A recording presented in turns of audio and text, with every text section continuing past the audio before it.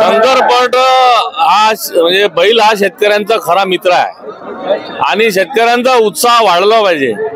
बैरम बाबाच्या या आशीर्वादाने जी यात्रा इथे भरते ते श्रद्धास्थान आहे या परिसरातल्या आणि बऱ्याच इथे या यात्रेनिमित्त शेतकऱ्यांसाठी काहीतरी उपक्रम राबवायला पाहिजे यासाठी या शंकरपट आयोजित केलेला आहे आणि ते 11 लाखाचं बक्षीस माजी आमदाराचं सुद्धा 22 तारखेपासून इथे शंकरपटाचं याच स्थानावर आयोजन करण्यात आलेलं आहे। माजी जे आमदार होते अचलपूर मतदारसंघामधील त्यांचं सुद्धा आयोजन आहे आणि कुठंतरी तुमचा यावेळेस नवनिर्वाचित झाल्यानंतर पहिला हा कार्यक्रम आणि माजी आमदारांचा 22 तारखेपासून कार्यक्रम तर कुठंतरी म्हणजे राजकीय जे एक खेळणी आहे त्या शंकरपटाच्या माध्यमातून कुठंतरी समोर येत नाही याच्यावर आपलं काय म्हणणं राहणार?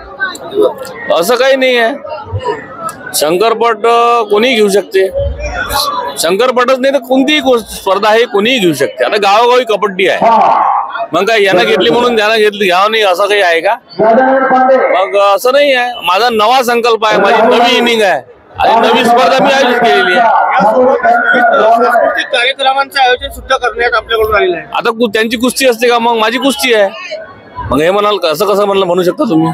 आता आम्ही कुस्ती 15-16 कुस्तीची पण महाराष्ट्र केसरी म्हणून स्पर्धा आयोजित केलेली आहे। याला आपण तसं नाव देऊ शकत नाही ना।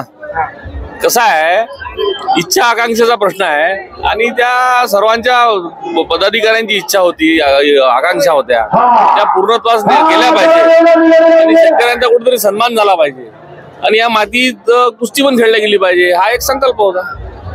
बैरम यात्रेबद्दल आपण नागरिकांना काय संदेश देणार? बैरम बुवाच्या दर्शनाकरिता लाखो श्रद्धाळू इथे येत आहे, त्यांच्यासाठी आपण काय म्हणणार आहोत? मी बैरम बाबाच्या दर्शनासाठी लाखो इथं युवक लोक येतात, त्यांना सर्वांना आवाहन करतो की शांततेच्या मार्गाने त्यांनी दर्शन घ्यावं, यात्रेचा लाभ घ्यावा, स्पर्धेचा लाभ घ्यावा आणि सुखरूप आपापल्या घरी पोहोचावं। परिवार येतात, लहान मुलं येतात, सर्वांनी सुखरूप पोहोचावं हेच त्यांना आवाहन करतो।